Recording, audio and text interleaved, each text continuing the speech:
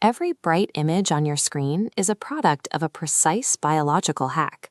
You spend 2 to 5 hours a day staring at this glowing rectangle, but the closer you get, the more the perceived reality breaks apart into a grid of microscopic red, green, and blue dots. This mechanism relies on spatial integration. When a viewer is positioned at an appropriate distance, the human eye's photoreceptors can no longer resolve individual pixels. Instead, the brain fuses millions of distinct dots of color into a single, cohesive shape. Movement is handled by a second glitch in our biology, called persistence of vision. A camera captures the world as a series of isolated, static photographs. By presenting these frames at a rate of 30 or 60 per second, the brain fails to process the dark gaps between them and perceives fluid, dynamic motion. If you want to see the engineering that makes our modern world possible, like the video and subscribe for more deep dives. Television is a masterful electro-optical illusion. It is a translation mechanism designed to catch the continuous physical world and dismantle it into exact numerical instructions for millions of microscopic dots. Inside a broadcast camera, a lens gathers incoming ambient light and directs it toward a trichroic prism. This specialized optical component meticulously dissects the light, splitting it into 3 distinct beams: red, green, and blue. Each beam hits a dedicated CMOS sensor. CMOS stands for complementary metal oxide semiconductor. These sensors use millions of light-sensitive cavities to measure the intensity of incoming photons. Through the photoelectric effect, the sensor converts those measurements into a quantifiable electrical charge.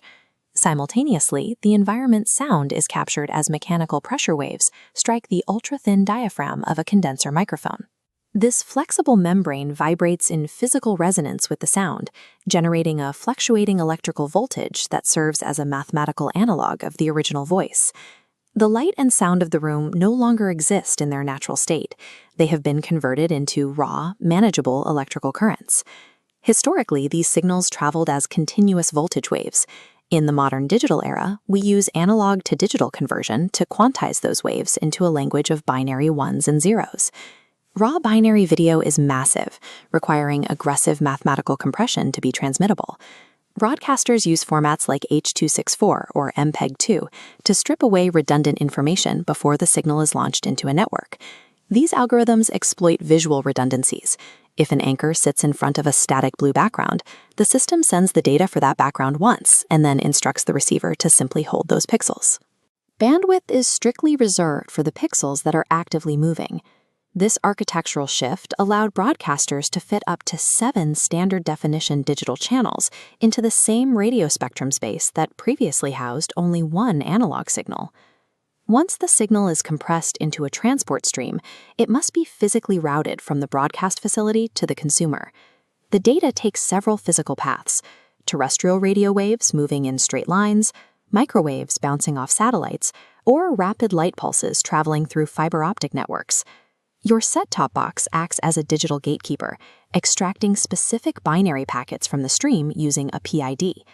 A PID is a packet identifier, a 13-bit numerical tag that identifies the specific video and audio streams for the channel you want to watch. When this data arrives at your television, it triggers a massive computational disparity. Visually decompressing 4K video frames is an astronomically heavy task for a processor, while decoding the audio track is lightweight and nearly instantaneous. This creates a lip sync error. To fix it, the television's internal processor captures the fast-moving audio signal and forces it into a memory buffer. The system holds the audio hostage until the heavy video processor finishes rendering the exact frame associated with that specific timecode. This millisecond-perfect computational synchronization is required to keep the psychological illusion of the program from shattering. To turn this data back into light, early televisions used the cathode ray tube. High-voltage electron guns fired invisible beams through a magnetic yoke to illuminate phosphor coatings on the front glass. Flat panels replaced the CRT with LCDs, which used twisting liquid crystals to act as microscopic shutters for a permanent backlight. Plasma displays took a different approach, using microscopic cells of ionized noble gases to create ultraviolet light. Today, OLED screens use self-emissive organic molecules. OLED stands for organic light-emitting diode.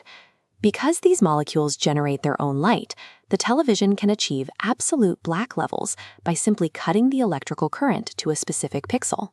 Modern displays generate the full color spectrum through additive color mixing. The TV processor assigns an 8-bit electrical value, ranging from 0 to 255, to independent red, green, and blue subpixels. When red and green illuminate at peak intensity, while blue remains dark, the human eye merges the two signals into a singular solid yellow dot. Regardless of the hardware, every display serves the same purpose, reconstructing electrical data into a precise mosaic of visible light. This system is a primary conduit for news and information, capturing an average of 2 to 5 hours of a viewer's daily routine. Looking ahead, international standards are already paving the way for 32 megapixel resolutions. But while the pixel density and flexibility of screens will change, the core mechanical premise will not. Like and subscribe for more deep dives into the hidden mechanics of the modern world. Television remains our most pervasive technological deception, constantly catching reality, dismantling it into code, and rebuilding it to fool the human mind.